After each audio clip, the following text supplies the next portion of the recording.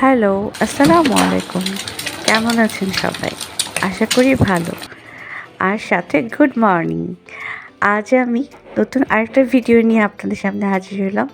সেটা হচ্ছে আমি প্রতিদিন সকালে কি করি, কি খাই, কিভাবে আমি আমার দিনের কাজগুলো শুরু করি, সেটা আজকে আপনাদের সাথে শেয়ার করব। তো চলো শুরু করা যাক। আমি প্রথমে সকালবেলা উঠে হাত মুখ ধুয়ে নামাজ পড়ে তারপরে নাস্তা রেডি করতে চলে যাই। আর এর মাঝে আমার হাজব্যান্ড আমার বড় বেবিটাকে স্কুলে দিয়ে আসে এবং দিয়ে সে অফিসে চলে যায়। তারপর আমি খেয়ে আমার ছোট বেবিটাকে নিয়ে ওকে স্কুল থেকে নিয়ে আসি। কিন্তু আজ অবশ্য আমার বড় বেবিটার স্কুল ছিল না, তো সেজন্য ওরা দু ভাই আজকে ঘুমাচ্ছে আর আমার হাজব্যান্ড অফিসে চলে গেছে। ওর অফিসের ব্রেকফাস্ট অফিসেই করে। তো বাসায় শুধু আমি আর আমার দুই ছেলে আমরাই খাই।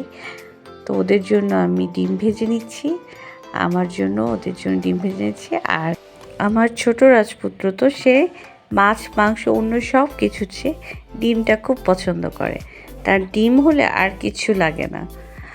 তো যাই হোক, আর আমরা তিনজনের মধ্যে এক একজন এক এক স্টাইল করে ডিম খাই।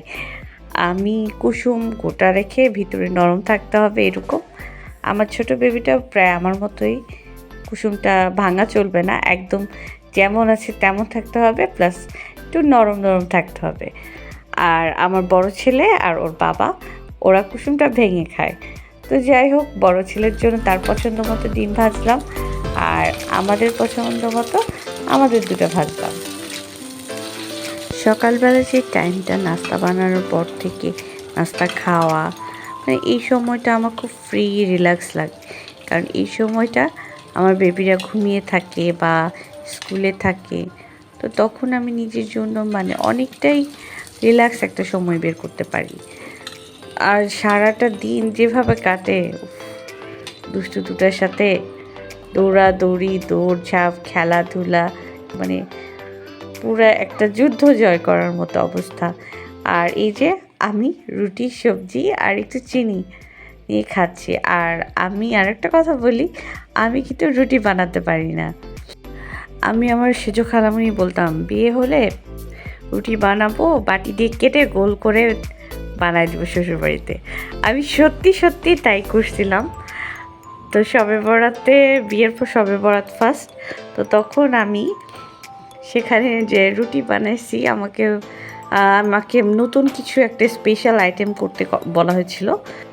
তো আমি বিফ রোল আর বুটের হালুয়া করেছিলাম। তো বুটের হালুয়া করেছিলাম আর রুটিটা একটা খালা ছিল, উনি বানিয়ে দিচ্ছিল। তো আমাকে বলল যে তুমি যদি রুটি বানাতে পারো বানাও, আর না পারলে দরকার নেই, আর পারলে একটা বানাও, একটা বানায় দেখাও, বউয়ের হাতের একটা রুটি খাও। তো ঠিক আছে, আমি দুটো রুটি বানিয়েছি, আমার সমস্যা নেই, আমি বানিয়ে দিব। তো বানাইছি, তো আমি বলতেছি যে টিফিন বাটি কোথায়? আমার শাশুড়ি বলে টিফিন বাটি কী করবে মা? আমি বলছি না, আমার একটু দরকার দেন। তারপর দিছে, আমি রুটি কাটতেছি।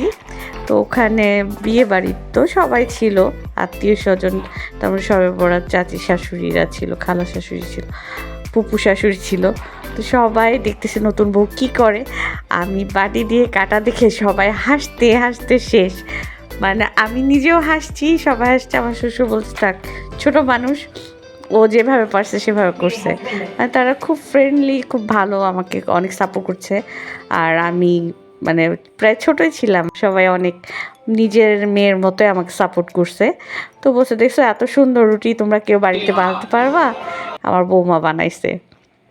আমার হাজব্যান্ড সবসময় বাহির থেকে রুটি কিনে নিয়ে আসে। তো এই যে সকালবেলা নাস্তা করে চারিদিকে ঘুরছি, চা খাচ্ছি, এই সময়টা আমার খুব রিল্যাক্স লাগে। যে না, যে আমি একদম ফ্রি, আমার কোনো ঝামেলা নেই, চিন্তা নেই, ভাবনা নেই। সকালে যখন টিভি দেখি, আমার বেবিরা ঘুমিয়ে থাকে, তখনও ওরা কোনো মানে আওয়াজ হলেও ওরা টের পায় না, দুষ্টুমি করে রাত গভীর করে ঘুমায়, সকালে তো ঘুমিয়ে থাকে। আমার ভিডিও যদি আপনাদের ভালো লেগে থাকে, লাইক কমেন্ট শেয়ার করতে অবশ্যই ভুলবেন না। আমার চ্যানেলটিকে সাবস্ক্রাইব করে দিবেন। পরবর্তীতে নতুন নতুন আরও ভিডিও নিয়ে হাজির হয়ে যাব। ততক্ষণ পর্যন্ত সবাই ভালো থাকবেন, সুস্থ থাকবেন। আল্লাহ হাফেজ।